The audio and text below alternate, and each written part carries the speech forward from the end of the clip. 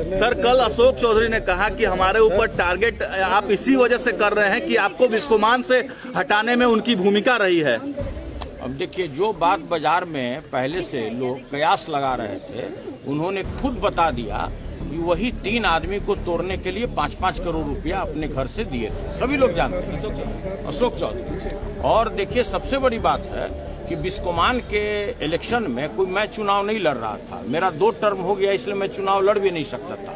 सभी लोग ये भी जानते हैं कि जो बिस्कोमान का इलेक्शन हुआ उसमें मेरे पैनल के 11 लोग जीते थे और उनके पैनल के 6 लोग जीते थे। लेकिन एन प्रकरण किसी तरह से केंद्र और राज्य पूरी शक्ति मिल करके ही तो उसके सामने पिलुआ पताई है। इनका कौन दम है कि ये हराएंगे और जिताएंगे?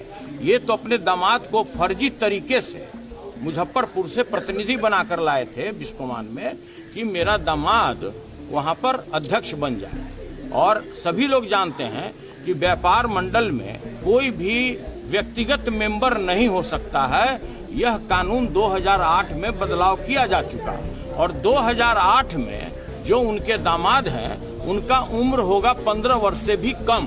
तो देखिए, ये लोग सब काम फर्जी तरीके से करता है। जैसे प्रोफेसर बन गए, किसी दलित गरीब दलित का हक मार करके ये प्रोफेसर बन गए। अब बताइए, ये प्रोफेसर बन गए तो क्या पढ़ाएंगे? भ्रष्टाचार से कैसे अकूत संपत्ति बनाया जाता है, इस पर ये बात कर सकते हैं।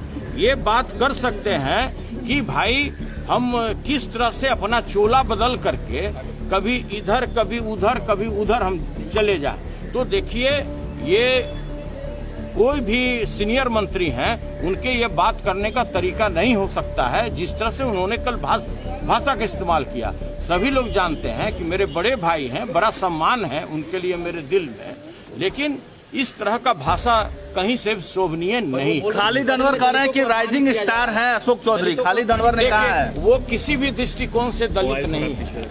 अब बता दें खुद ही कि क्या दलित के पास अरबों रुपया, जिस तरह से प्रशांत किशोर जी आरोप लगा रहे थे कि भाई वो, और साक्ष्यों के साथ कि भाई उन्होंने अरबों रुपया कमाया है, तो भाई वो तो साक्ष्य प्रस्तुत किए ना।